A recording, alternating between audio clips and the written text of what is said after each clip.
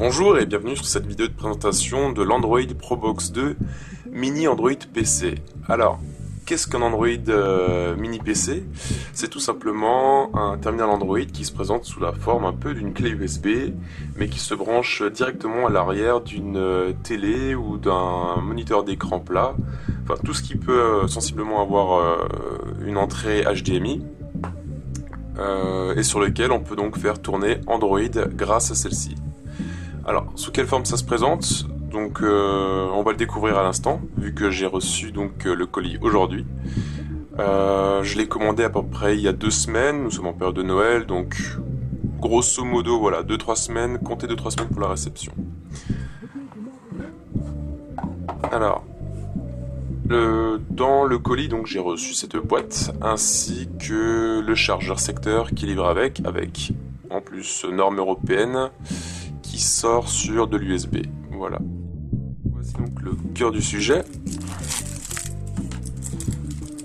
Donc le mini PC emballé. Donc, comme je vous ai dit, il est tout neuf, ça vient d'arriver. Je découvre avec vous.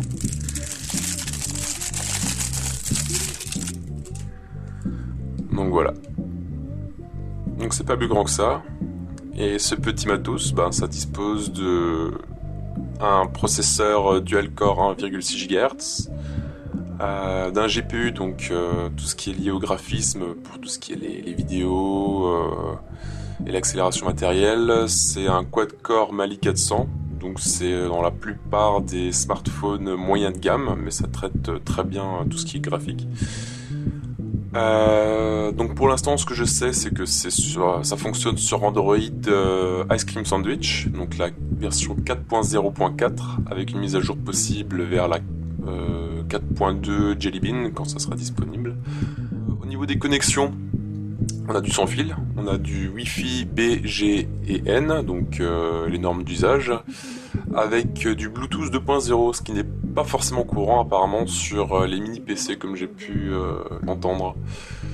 Ensuite, au niveau de connexion pure, on retrouve à l'arrière, je sais pas si on voit très bien, voilà, ça va peut-être faire la mise au point automatique, très bien.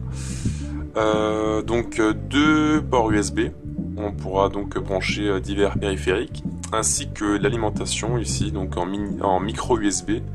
Donc pareil, si de préférence utiliser le chargeur qui est fourni avec, parce que quand même il fournit, si je me sens ici, regarde bien, voilà, il fournit 2000 mAh en puissance. À savoir qu'un chargeur standard d'un téléphone portable, c'est plutôt entre 500 et 1000.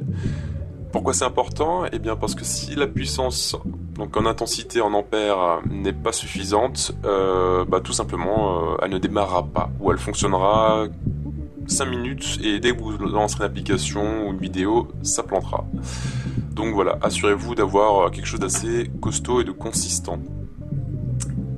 Pour revenir à l'arrière, je disais donc, voilà, donc on a le micro USB pour l'alimentation, 2 ports USB hautes, ainsi qu'un emplacement pour une carte micro SD pour donc étendre la mémoire interne, qui est, si je ne m'abuse, je vais juste jeter un petit coup d'œil à l'ordi, voilà, de 4 Go. Donc 2 Go sont compris pour Android et 2 Go disponibles pour en faire ce qu'on veut. Ah oui, et 1 Go donc de RAM, ce qui est vraiment pas négligeable et vraiment sympathique. On va passer au reste du contenu. Il faut m'excuser si je galère un petit peu, j'ai la caméra qui est juste en face de moi.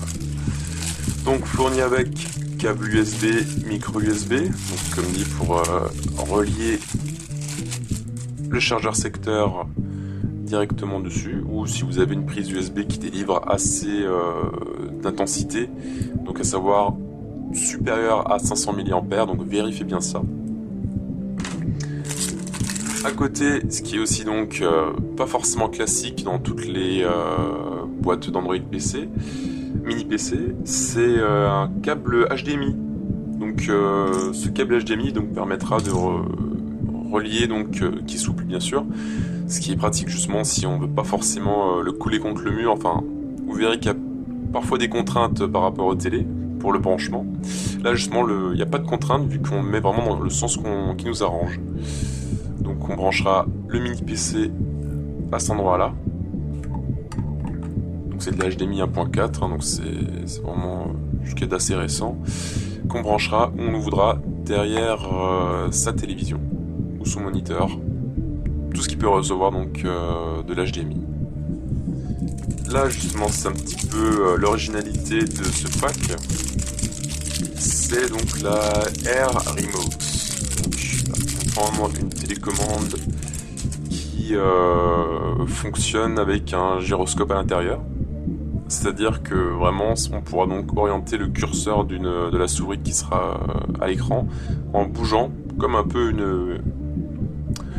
petit peu la télécommande d'une célèbre console japonaise toute blanche. Voilà, hein, on va pas faire de pub, elle est déjà bien connue comme ça. Donc voilà, alors basiquement on retrouve un bouton on-off qui, ça c'est assez exclusif aussi, vu que la plupart du temps pour arrêter un mini PC il fallait le débrancher, donc aller à chaque fois à l'arrière de la télé et débrancher sa petite bobotte. Là justement la télécommande permet apparemment de l'allumer et de l'éteindre, on verra plus tard si ça fonctionne bien.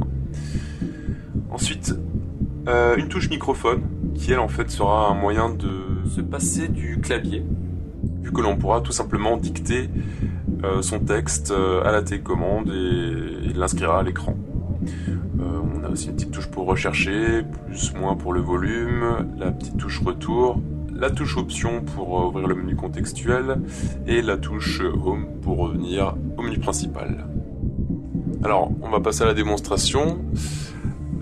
Pour l'occasion j'ai branché la Probox 2 sur mon écran d'ordinateur, qui est donc un écran 24 pouces avec une entrée HDMI.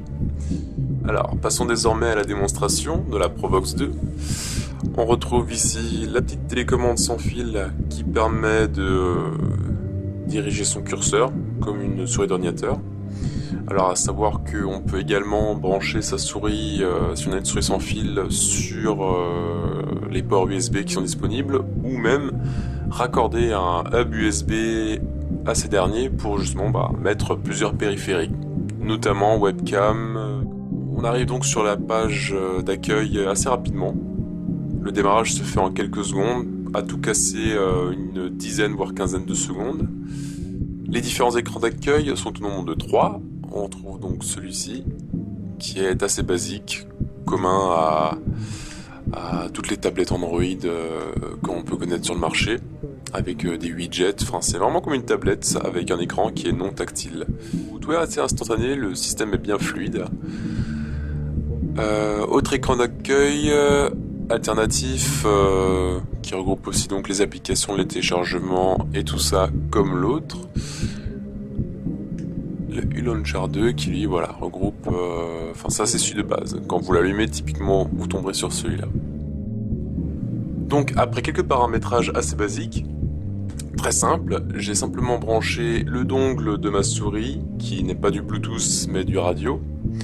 Cela nécessite aucune installation et pourtant j'ai l'accès avec tout ce qu'il faut pour manipuler la box. J'ai également branché mon clavier Bluetooth qui lui répond très simplement, très rapidement, enfin vraiment super bien fait. Pour aller un peu plus loin, je vais essayer aussi de changer donc l'affichage. Donc voilà, on peut vraiment tout changer, on peut adapter l'écran. Enfin c'est vraiment bien fait. On va laisser ça comme ça. Mode HDMI, comme mon écran est capable d'aller jusqu'en 1920 par 1080, on va le faire. On va pousser au maximum. Voilà, donc là on a vraiment une qualité d'affichage qui est optimale. Alors au niveau du stockage, on dispose de 1 Go en espace interne, donc avec seulement une petite cinquantaine de mégas pour les applications préinstallées, ainsi qu'une NAND flash. Alors ça c'est à découvrir, il me semble que c'est une sorte de carte extérieure, mais qui est inclus dans la Probox, et qui a une capacité de 1,6 à peu près. Et on peut voir qu'il reste encore de la place pour ajouter une SD au cas où. Alors, ce qui est sympa aussi, et un sujet que je n'aime pas aborder, c'est que mon chat m'embête beaucoup en ce moment, n'est-ce pas ? Et hop, boost, du balai. Dans les connexions, on peut retrouver du Wi-Fi direct, donc qui permet de connecter deux périphériques Wi-Fi ensemble, de faire du peer-to-peer, d'utiliser donc des réseaux mobiles et de même de créer un point d'accès Wi-Fi mobile. Donc c'est quelque chose d'assez intéressant quand on va avoir du genre un répétiteur chez soi. Voilà, donc après une petite mise à jour, enfin une série de petites mises à jour des services Google, on peut retrouver donc l'ensemble des applications Google, les applications comme Google Maps ou n'importe, tout ça, ça fonctionne à merveille. Donc voilà, on retrouve également YouTube, qui permet donc de voir ses vidéos favorites. C'est la pub.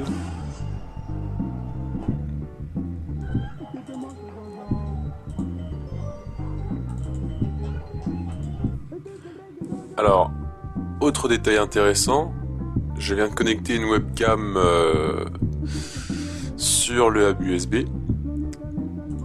Je lance l'appareil photo et la surprise, on peut l'utiliser comme webcam, sans aucune installation, sans aucun driver. On peut prendre des photos sans souci. On va passer à la vidéo.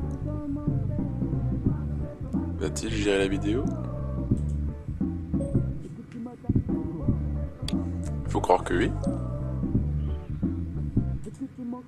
Donc c'est plutôt bien géré, même s'il n'y a pas vraiment de configuration possible. On peut s'amuser. Donc afin de voir les performances de cette Probox 2, j'ai décidé d'installer un tutu benchmark en version 3.0.3. Ceux qui s'y intéressent connaissent le logiciel. Et voilà, donc je vais déjà faire un petit test rapide et voir ce que cela donne. Alors voilà la fin du benchmark. Après quelques minutes de test, on peut voir un score total de 9238 points. Alors, ce qu'on va tester aussi, c'est la navigation internet avec Chrome, qui se comporte donc comme un navigateur sur un ordinateur. Alors, on va tester YouTube tout simplement. Donc voilà, lecture plein écran.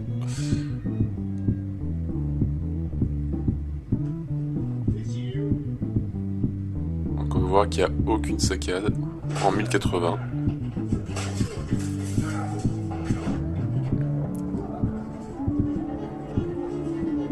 C'est vraiment super fluide. Voilà. Donc pour finir, j'ai envie de dire que la Probox 2 est un mini PC Android qui fonctionne très bien, qui est stable. L'essentiel des applications fonctionne avec. J'ai pas rencontré de difficultés majeures. Après, ça fait que quelques minutes que je l'ai en ma possession.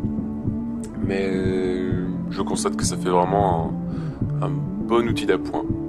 Voilà. Amusez-vous bien.